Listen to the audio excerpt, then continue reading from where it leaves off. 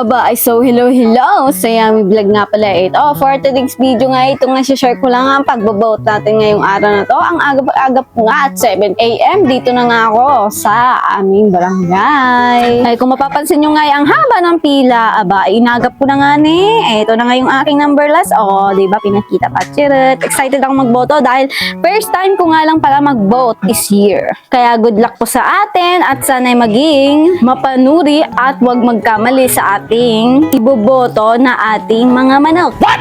Charot, hindi manok yun. Aba, ay mali. Ano yan? Sabungan? Aba, huy, bawal yun.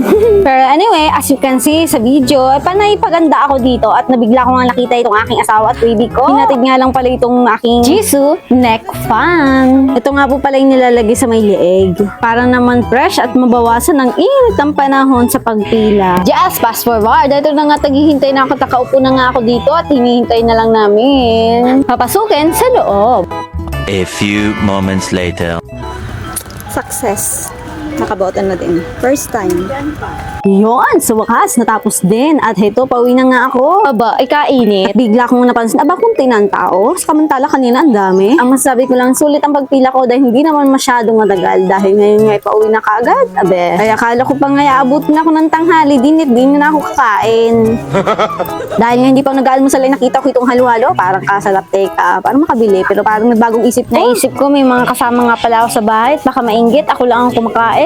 Aba, ay nagtipid. Malamang, sa mahal ba naman ang bilihin? Ay, ayun na nga, nag-message nga ako sa asawa ko na ako'y sunduin. Ay, naku. Hindi man lang nakita ang aking message. Kaya ito, for the lakad ng person. Okay lang, sanay ka naman maglakad. Para ka lang naman gumagala. Ay, kalapit lang naman pati. Ang kaibahan lang ay di matire. Mainit at ang daan pa ay may pataas, may pababa. Baga naman. Ang daan. Uy, baka ibang nasa isip nyo ha? Wag ganon. Ay, pagkarating ko nga sa bahay, hindi na ako magtataka. Aba, ay kaya naman pala. Kung bakit hindi napansin ng aking asawa yung aking message, ayun naman pala ang lakas ng kanyang tugtog sa bahay. Well done! Oops, pasingit lamang. Pagbigyan nyo na ako magpa-cute. Flex ko nga lang pala itong aking asawang kasi pag magluto, ngayon lang yan.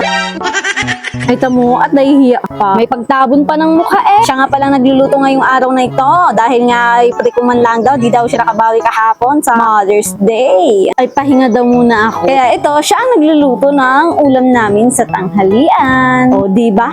Hindi ko alam kung anong tawag sa lulutuin niya. Basta, nai-inlove ako pag nakikita ko nagluluto yung asawa ko para sa akin. Excuse me. I love you.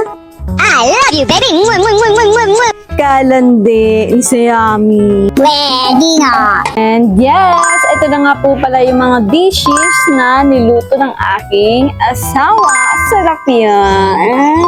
O, pak, sagana sa ulam. Kala mo naman mayaman. Charot, minsan lang daw yan. Aba, ay so paano ba yan? Hanggang dito na lang. At salamat sa panonood. Kaya wag nang kakalimutan mag-like and follow, share dito sa Yummy Vlog. Bye-bye!